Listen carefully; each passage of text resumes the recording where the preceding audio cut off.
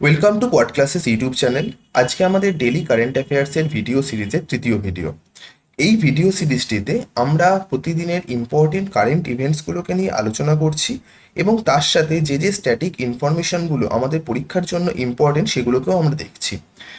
এই ভিডিও সিরিজে প্রতি 2 সপ্তাহ অন্তর একটি করে কম্পাইলেশন ভিডিও আপলোড করা হবে।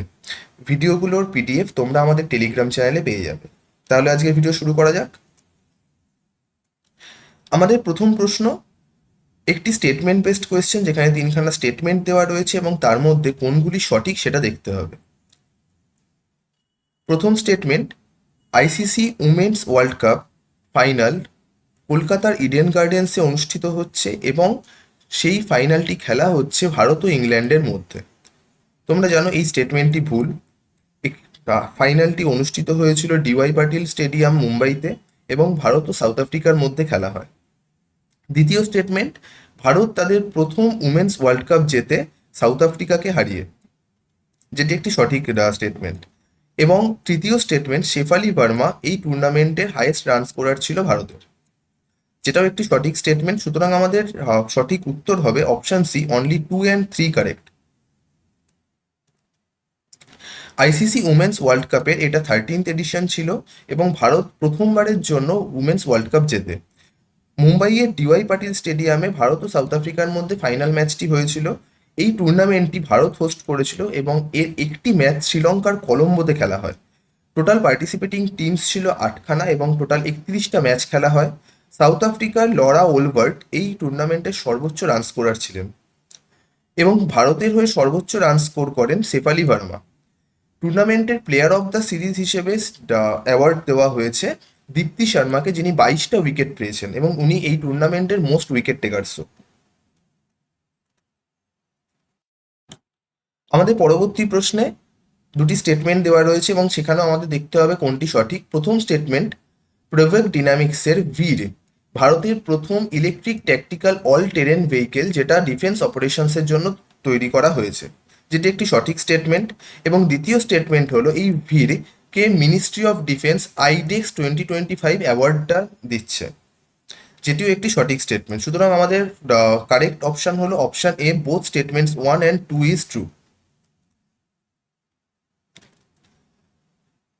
আমাদের পরবর্তী প্রশ্ন, আবার দুটো স্টেটমেন্ট দেওয়া হয়েছে। প্রথম স্টেটমেন্টটা হলো ফিডে বা ইন্টারন্যাশনাল চেস ফেডারেশনের ওয়ার্ল্ড চেস কাপ 2025 এই ট্রফিটির নাম বিশ্বনাথন আনন্দের নাম অনুসারে দিচ্ছে, যেটি একটি সঠিক স্টেটমেন্ট।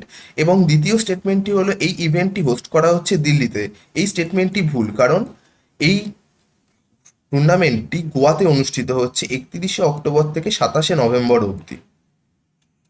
সুতরাং আমাদের option A, only 1 is correct, এটা সঠিক অ্যান্সার। ফিডে বা ইন্টারন্যাশনাল চেস ফেডারেশন এটা তৈরি করা হচ্ছে 20 জুলাই 1924।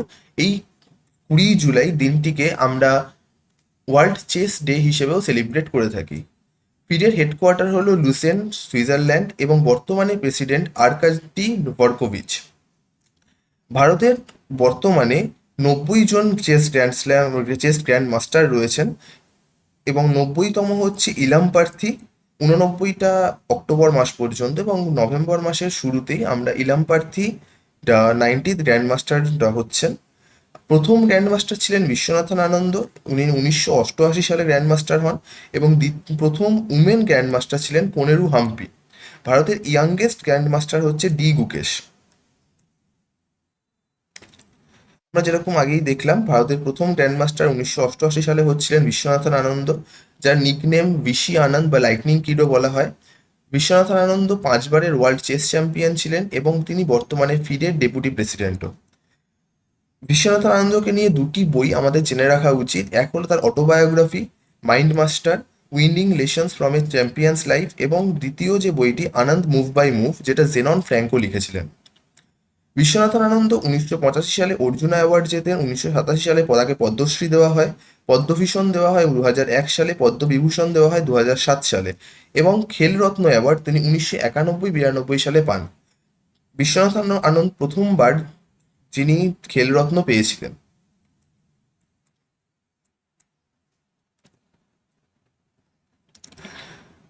আমাদের পরবর্তী প্রশ্ন, ভারতের কোন রাজ্যে ডিসেম্বর 2025 থেকে গ্রিন ট্যাক্স আনা হচ্ছে, যেটা পলিউশনকে কমানোর জন্য একটি পদক্ষেপ?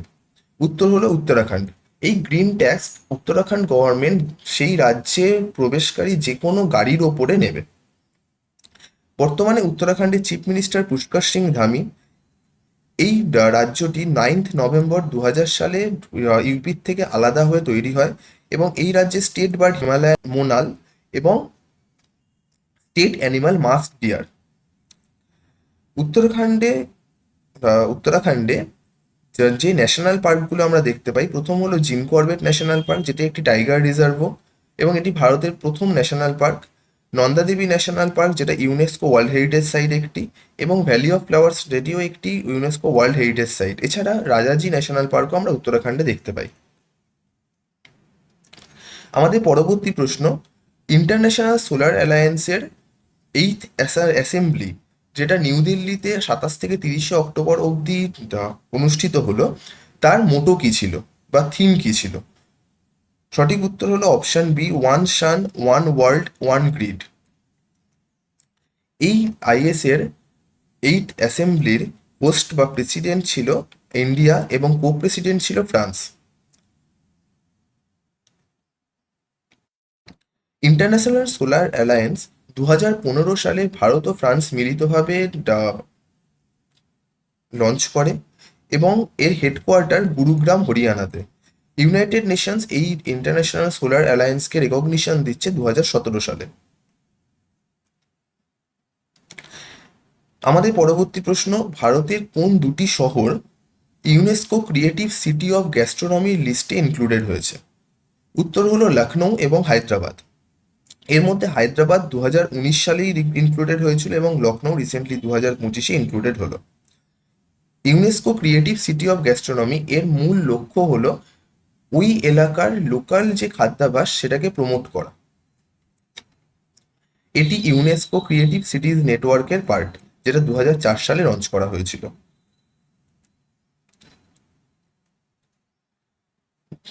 সম্প্রতি সেন্ট লুইস, যেটা ইউএস এর মিসৌরিতে অবস্থিত, সেখানে ঘটে যাওয়া ক্লাচ চেস চ্যাম্পিয়নশিপ শোডাউন 2025-এ কে জয়লাভ করেন?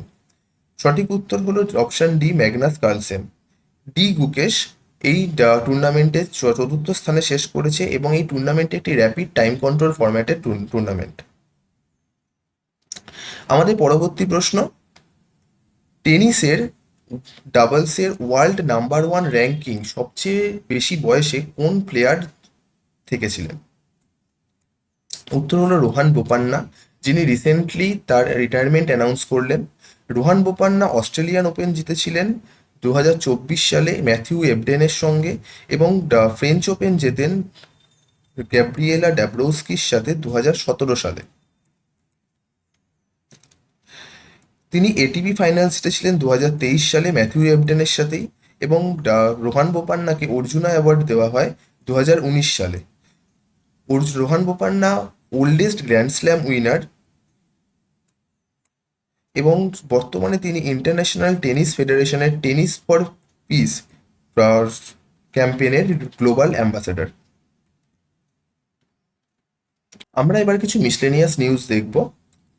তোমরা অনেকেই জানো ইরানের ওপরে নিউক্লিয়ার প্রজেক্টের জন্য ইউএস এর বেশ কিছু স্যাংশনস লাগু রয়েছে, যেগুলো ইউএসএ ক্যাটসা বা countering America's adversaries through sanctions act এর মাধ্যমে দেওয়া হয়। কিন্তু এই ক্যাটসা যে স্যাংশনগুলো, সেগুলো ইরানের মধ্যে ভারতের যে পোর্ট ডেভেলপমেন্ট হচ্ছে শহীদ বিএসটি টার্মিনালে,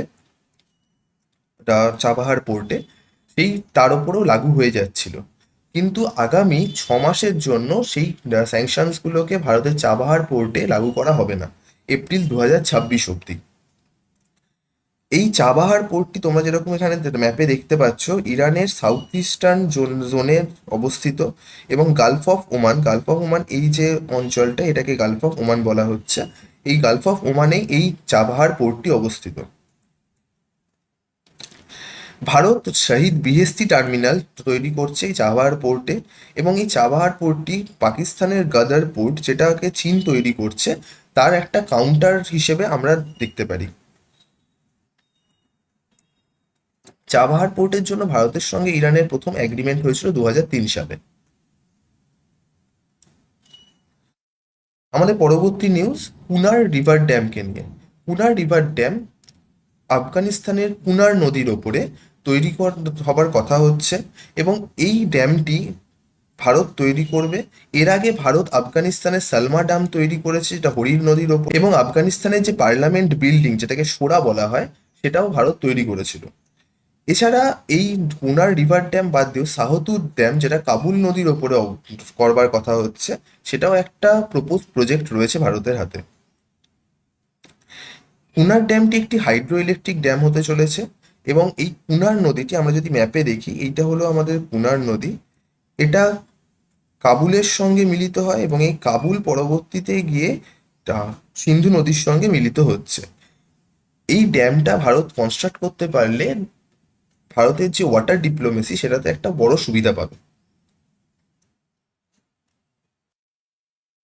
আফগানিস্তানের রাজধানী আমরা জানি কাবুল, এবং কারেন্সি হলো আফগানি। রিসেন্টলি আফগানিস্তানের মাজারি শরীফে একটি 6.3 ম্যাগনিচিউডের আর্থকোয়েক দেখতে পাওয়া গেছিল।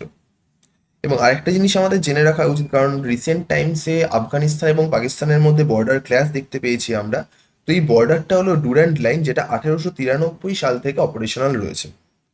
1993 এর অ্যারাউন্ডে এই রিলেটেড একটা প্রবলেমও ক্রিয়েট হয়। আফগানিস্তান এই ডুরান্ড লাইনকে মানতে অস্বীকার করে, কারণ 100 বছর হয়ে গেছিল। আমাদের পরবর্তী প্রশ্ন প্রো কাবাডি লিগ। এই প্রো কাবাডি লিগের সেকেন্ড টাইটেল পাচ্ছে দাবাং দিল্লি। এটি তাদের সেকেন্ড টাইটেল, যেটা তারা পুনেরি পাল্টনকে হারিয়ে পাচ্ছে। এই ফাইনালটি অনুষ্ঠিত হয়েছিল নিউ দিল্লিতে।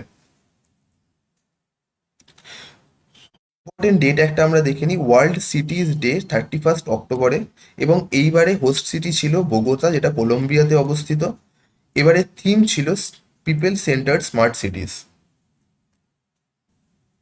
এর সাথে আমরা আমাদের আজকের ভিডিও শেষ করছি।